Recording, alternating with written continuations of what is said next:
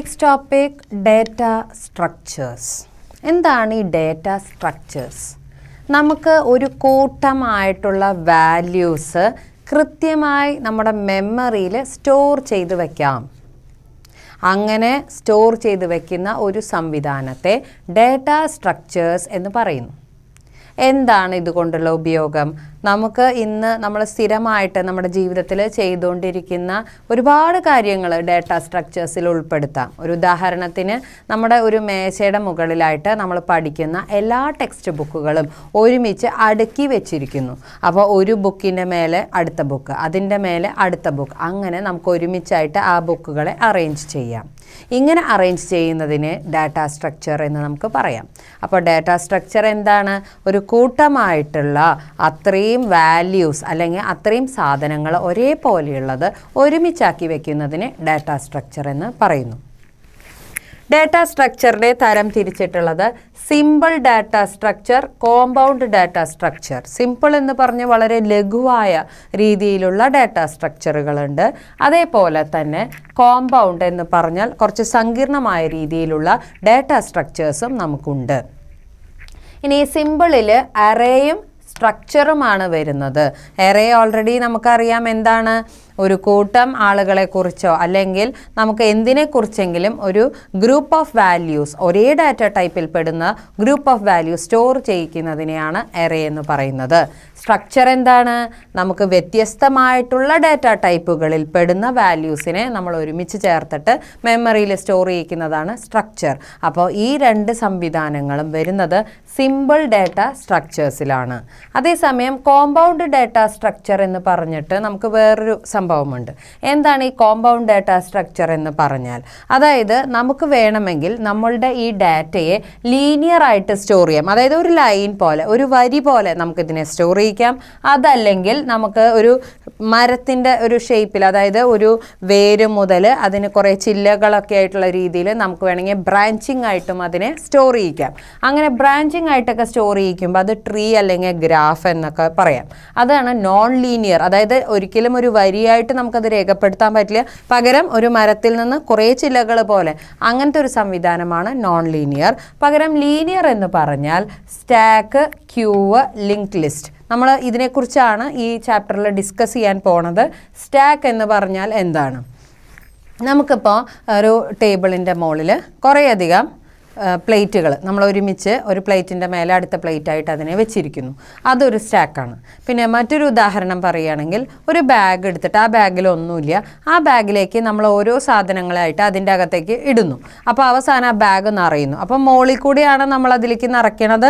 എന്നിട്ട് അത് ബാഗ് നിറയണവരെ അതിലേക്ക് വേണ്ട സാധനങ്ങൾ നമുക്കതിൽ ഇട്ട് കൊടുക്കാനായിട്ട് സാധിക്കുന്നു. അപ്പോൾ അത് നമുക്ക് സ്റ്റാക്ക് എന്നാണ് അതിന് പറയുന്നത്. പിന്നെ ക്യൂ എന്ന് പറഞ്ഞാൽ സിനിമാ തിയേറ്ററിലൊക്കെ നമ്മൾ ക്യൂ നിൽക്കുന്ന സംവിധാനം. ഇന്നിപ്പോൾ എല്ലാവർക്കും ഓൺലൈൻ ആയതുകൊണ്ട് അതറിയില്ല. പക്ഷേ സാധാരണയായിട്ട് നമ്മൾ ക്യൂ നിൽക്കുന്ന ഒരു രീതി ഉണ്ടായിരുന്നു. അതേപോലെ സ്കൂളിലൊക്കെ അസംബ്ലിക്ക് നിൽക്കുമ്പോൾ നമ്മൾ ക്യൂ ആയിട്ടാണ് നിൽക്കുന്നത്. അപ്പോൾ അങ്ങനെ ക്യൂ ആയിട്ട് ഒരു വരിയായിട്ട് നമ്മൾ ആളുകളെ അറേഞ്ച് ചെയ്ത് നിർത്തുന്നു. അപ്പോൾ അത് ക്യൂ. അതാണ് മറ്റൊരു ലീനിയർ അറേഞ്ച്മെൻറ്റ്. പിന്നെ വരുന്നത് ലിങ്ക് ലിസ്റ്റ് എന്ന് പറയും. ലിങ്ക് ലിസ്റ്റ് എന്ന് പറഞ്ഞു കഴിഞ്ഞാൽ നമ്മളിപ്പോൾ എക്സാം ഹാളിൽ കുട്ടികൾക്ക് ഒരു നമ്പർ കൊടുക്കും. റോൾ നമ്പറോ അതല്ലെങ്കിൽ ഹാൾ ടിക്കറ്റ് നമ്പറോ വെച്ചിട്ട് കുട്ടികളെ നമ്മൾ അറേഞ്ച് ചെയ്ത് ഇരുത്തുന്നു. അപ്പോൾ നമുക്ക് വേണമെങ്കിൽ ആ അറേഞ്ച്മെൻറ്റ് മാറ്റാൻ പറ്റും. ഇപ്പോൾ കോപ്പി അടിക്കുകയാണെന്ന് കണ്ടാൽ ചിലപ്പോൾ ആ കുട്ടിയുടെ സീറ്റ് വേറെ ക്ലാസ് റൂമിലേക്കോ അല്ലെങ്കിൽ ആ റൂമിൽ തന്നെ വേറെ ബെഞ്ചിലേക്കോ ഒക്കെ ആക്കാനൊക്കെ പറ്റും. അപ്പോൾ ആ രീതിയിൽ നമുക്ക് വേണമെങ്കിൽ കൂടുതൽ കുട്ടികളെ ഇതിലേക്ക് ആഡ് ചെയ്യാനും പറ്റും ആ റൂമിലേക്ക്. അല്ലെങ്കിൽ ഇതിലുള്ള കുട്ടികളെ വേണമെങ്കിൽ അപ്പുറത്തെ റൂമിലേക്ക് മാറ്റാനൊക്കെ പറ്റും. അപ്പോൾ അങ്ങനത്തെ ഒരു സംവിധാനത്തിലുള്ള അറേഞ്ച്മെൻറ്റ് അതുപോലെ ചെയ്യുന്നതിന് വേണ്ടി ലിങ്ക് ലിസ്റ്റ് എന്ന് പറയുന്നു. അപ്പോൾ ഇതുപോലെ ഒരുപാട് നമുക്ക് സംവിധാനങ്ങളുണ്ട്. അതിൽ ഏറ്റവും പ്രധാനമായിട്ട് നമ്മൾ പഠിക്കാൻ പോണത് ലീനിയർ ആയിട്ടുള്ള അറേഞ്ച്മെൻ്റ് ആണ്. ലീനിയർ എന്ന് പറഞ്ഞാൽ ഒരു വരിയായിട്ട്. അപ്പോൾ ഡീറ്റെയിൽ ആയിട്ട് നമ്മൾ പിന്നീട് പഠിക്കുന്നുണ്ട്. Stack, queue, link list. Data സ്ട്രക്ചറിനെ നമ്മൾ മെയിനായിട്ട് രണ്ടായിട്ട് തരം തിരിച്ചിട്ടുണ്ട്. ഒന്ന് സ്റ്റാറ്റിക് അഥവാ രണ്ടാമത്തത് ഡൈനാമിക്. മുൻപും നമ്മൾ സ്റ്റാറ്റിക്, ഡൈനാമിക് എന്നീ വാക്കുകളെക്കുറിച്ച് സംസാരിച്ചിട്ടുണ്ട്. അത് എന്തായിരുന്നു? മെമ്മറി മാനേജ്മെൻറ്റിനെ കുറിച്ചായിരുന്നു. അതുപോലെ ഇവിടെയും സ്റ്റാറ്റിക് എന്ന് പറഞ്ഞാൽ കൃത്യമായിട്ട് ഇത്ര മെമ്മറി സ്പേസിലാണ് ഞാൻ സേവ് ചെയ്യണേ, അതിനെയാണ് സ്റ്റാറ്റിക് എന്നതുകൊണ്ട് ഉദ്ദേശിക്കുന്നത്. ആ രീതിയിലുള്ള സംവിധാനം വരുന്നത് എറേയിൽ. എറേയിൽ കൃത്യമായിട്ട് നമുക്കറിയാം ഇത്ര മെമ്മറി ആണെന്ന് പറഞ്ഞാൽ അത്ര മെമ്മറി തന്നെ ഉണ്ടാവുള്ളൂ സ്റ്റോർ ചെയ്യാനായിട്ട്. അതേസമയം ഡൈനമിക് എന്നുള്ള സ്റ്റോറേജ് വരുമ്പോൾ ഡൈനമിക് ഡാറ്റ സ്ട്രക്ചർ എന്ന് പറഞ്ഞാൽ അത് നമ്മുടെ ലിങ്ക് ലിസ്റ്റാണ്.